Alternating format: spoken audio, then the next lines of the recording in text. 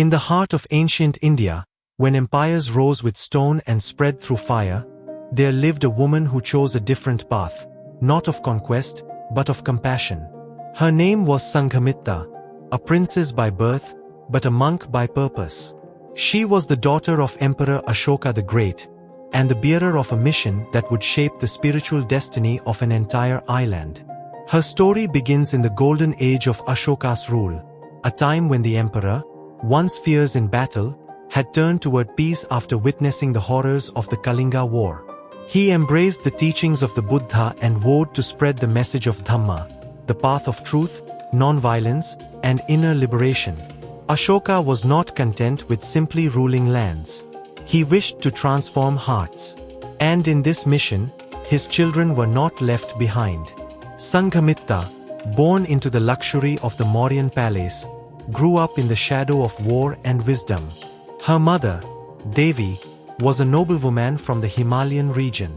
From a young age, Sanghamitra was known for her calm presence, sharp mind, and deep compassion.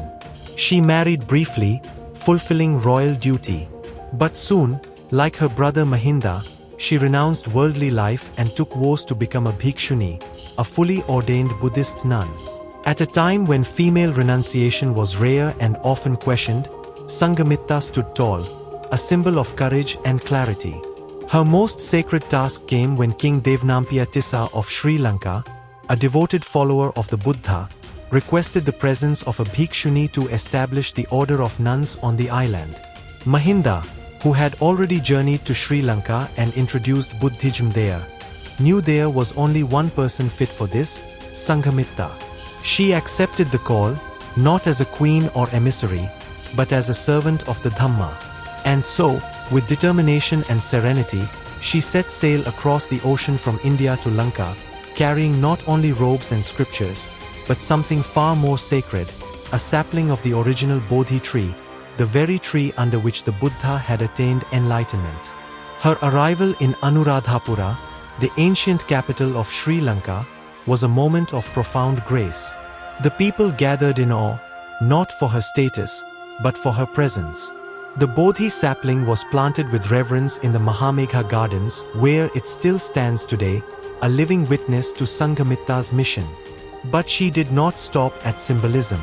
She began teaching women the path of meditation, ethical living, and inner awareness. She ordained the first generation of Sri Lankan nuns, creating the Bhikkhuni Sangha, a community of women fully dedicated to the monastic path. This was not just a spiritual act.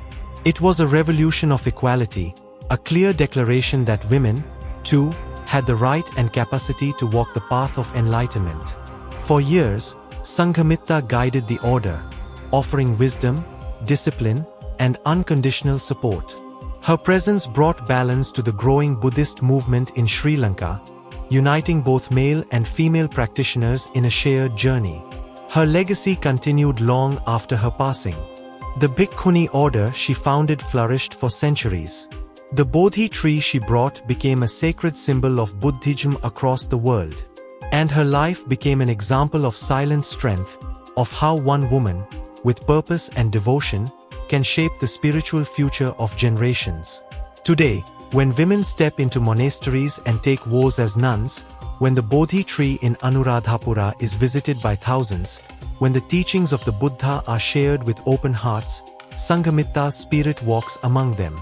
She was not a warrior in the traditional sense, but she waged a war against ignorance. She did not build empires, but she nurtured awakening.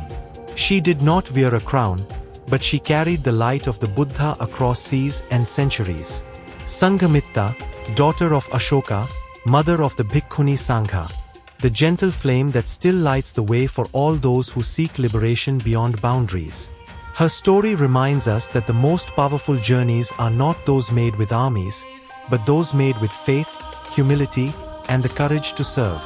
In the heart of ancient India, when empires rose with stone and spread through fire, there lived a woman who chose a different path, not of conquest, but of compassion. Her name was